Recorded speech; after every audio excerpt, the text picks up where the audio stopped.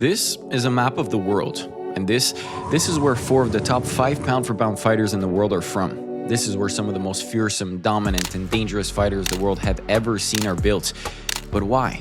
Never conceding an inch in training. It's just, they've done that since they were born, basically. It's how they train. Like, it's a fight to the death. What makes this part of the world so special? What makes this zone the danger zone? Tell people, I'm like, if you never train with the guys from Dagestan, from somebody on their team, you don't know what it feels like. Look at the fight game right now, from bantamweight to nearly every division there is, and tell me you don't see a pattern. It's not a few fighters, it's an entire culture, a machine that doesn't just make athletes, it forges them. What makes your guys' team so damn good? Competition. Yep. Inside the gym, you know. It's all professional fighters, like 60, 70 people, and everybody want to show you something to beat Islam. They want to beat Omar because they are UFC fighters. They grow up different, they train different, they obsess over this sport on a completely different level because for most of them, it's not about chasing likes, sponsors, or a blue check mark.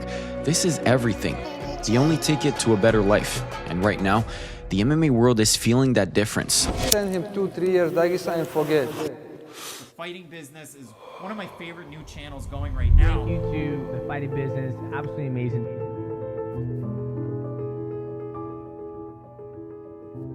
There are some American athletes out there, guys like Daniel Cormier or Bo Nickel, who start training from a very young age, but most of the time they don't immediately jump into the world of combat sports. They'll take their time, think about alternative options, and even when a kid decides that he'll start wrestling or kickboxing, he takes it easy and slow at first. Basic drills at the start, no hard sparring, plenty of rest, and a relaxed approach early on. And honestly, that's how it should be. You don't ground a newbie, mentally and physically, to dust on the first day. You build them up and slowly take it up a notch as they get more and more used to the grind.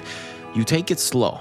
You look at fucking Merab's wrestling, how he's able to transition from, he gets a guy against the cage, he goes to inside sweep, they defend that, he goes to out, it's like, dude. He's using his feet. That's why Islam and Khabib were so good.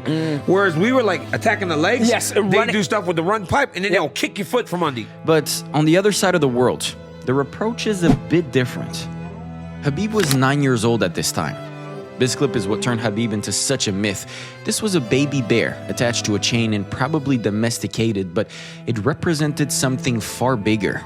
Fear does not exist, and every child must learn it the hard way. If it bites you, bite it back. It was like, I remember I told him, he tried to bite me. He say, bite him too, no problem. Half of the fan base saw this clip, and it explained who Habib was and where his mindset came from. He retired in 2021, undefeated and undisputed, but the lightweight division had no time to recover because Islam Makhachev, his childhood friend and another anomaly who probably wrestled a hippo at age 7, became the undisputed champion just a year later. There was something in the waters of Dagestan, and you could tell. Habib had told us all, and his predictions were true. You put in work, you suffer, you remove all distractions from your life, and success will follow you. Tell people, I'm like, if you never train with the guys from Dagestan, from somebody on their team, you don't know what it feels like. The mentality, I think, is a big thing too. You know, when you're rolling with somebody new, you'll get a flow roll with them, you'll play around to see how they're feeling. With them, they don't have that at all. It's, I'm not gonna lose a round, I'm not gonna lose a minute when I'm going against you. Rough, hard. And I think that's what transfers their mentality into the cage. But it wasn't just Habib, and it wasn't just Dagestan. For years, Merab Dvalishvili sat on the sidelines and watched his best friend at the top. To be honest, we didn't really care about him. He was good, great, almost a bit too great that his dominant performances were viewed as a bit boring. He wasn't super technical, but he held the same quality the Dagestanis had put on display. He was fearless. He never tapped, even when passed out. He never quit, even when concussed. He pushed forward, no matter how exhausted. He refused to give in because his mentality didn't allow him to. Bro, what is your secret? I don't know exactly what's my secret, but yes, I'm very active. I like work. I like to get better. I have to get better in wrestling. I have to get better at jiu-jitsu and striking and everything. And I'm always training. I'm always trying to get better. And maybe because of this, I don't know. Against Sean O'Malley at UFC Noche, he made it look easy, like a lot of us expected. That fight was never really in doubt because Merab was built for that kind of bullying to that type of fighter. He walked through O'Malley like a man clocking into his day job, but then came the result nobody saw coming. Umar Nurmagomedov, the undefeated protege from the Dagestani Empire, with Habib in his corner. I mean, what more do you want? This was supposed to be the continuation of their legacy, and for some time, Merab didn't want to be involved with Umar. He hadn't done enough, and he was right, but MMA fans misinterpreted that as ducking, or even worse, fear. They said he don't deserve, he have to fight. Hey guys, I don't care about you. I just need belt. You can keep belt and leave. I just will come and take, you know? But when they were finally in the cage and Umar was supposed to bring another belt to Dagestan, Merab actually humbled him. He didn't just humble Umar, he humbled us, because I don't think we believed that a Nurmagomedov could lose. I mean, how can you blame us? We had never seen it. The guy that everyone thought would rule the division for years, Merab dumped him on the ground, stood tall, and laughed at him. And I'm like, okay, I will do it, no problem. But and then Umar was keep disrespecting me, and I'm like, oh, you don't deserve this, you know. That's why I wanted to punch his face a lot.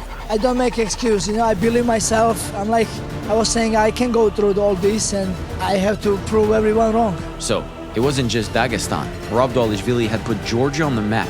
There was something different in that place too, and very quickly, another Georgian bursted onto the scene. When Islam Makhachev finally moved up in weight, the entire lightweight division breathed a sigh of relief.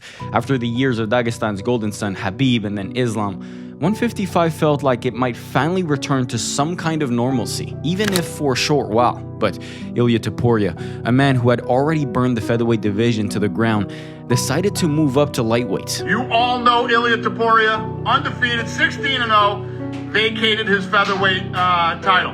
And now he's moving up to lightweight, and he will face former lightweight champion and number 2 ranked Charles Oliveira for the vacant lightweight title. Ilia Topuria is the perfect example of what this region produces. Grew up in Georgia, he carried the same toughness and mentality that we've seen time and time again from fighters across the Caucasus. He tore through featherweight with that mindset, and when it was time to test himself at lightweight, he didn't hesitate. His first fight at 155 was against Charles Oliveira for the vacant title. Just one of the most dangerous lightweights in UFC history. But Ilia walked in fearless, with full of confidence, and finished him in a single round. It wasn't just a win, it was a reminder. Whether it's Dagestan or Georgia, fighters from this region bring the same formula: relentless self-belief, toughness, and the ability to conquer any division they touch. Topuria didn't just beat Oliveira. He became another example in a growing list of Caucasus fighters who aren't just taking belts, they're taking over the sport. The dudes from like the Caucasus region, like all the guys from like Dagestan, they've been at it for Georgia, animals. Posted something about the UFC's top pound for pound list, and 6 of them are from the Caucasus region. For a while, the heavier divisions were safe. The subjugation was happening down below: lightweight, featherweight, bantamweight.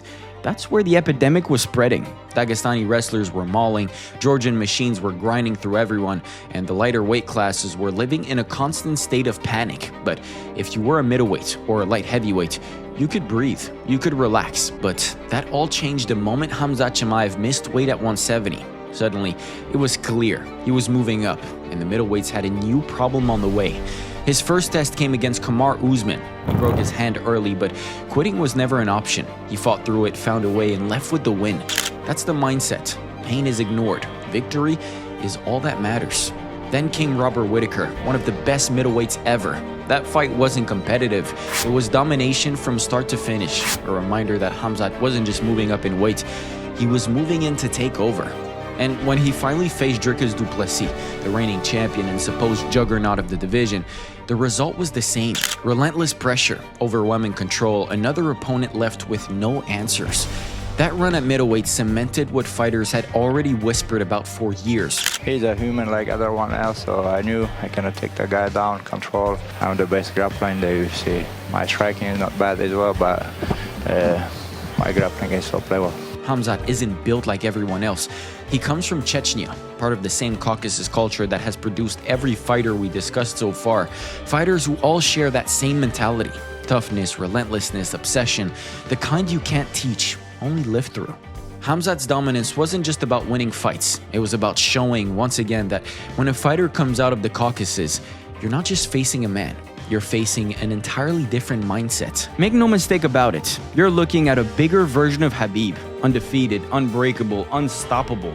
but this time, even more vicious, more violent, more evil. Khamzat's reign of terror was a reminder of something bigger, a changing of the guard. For years, it was the lighter divisions that had to deal with these relentless savages from the Caucasus, but after the arrival of Khamzat, one thing became clear. They were coming for all the belts.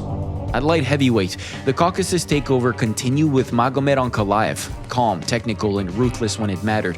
He was avoided for years until he made himself undeniable.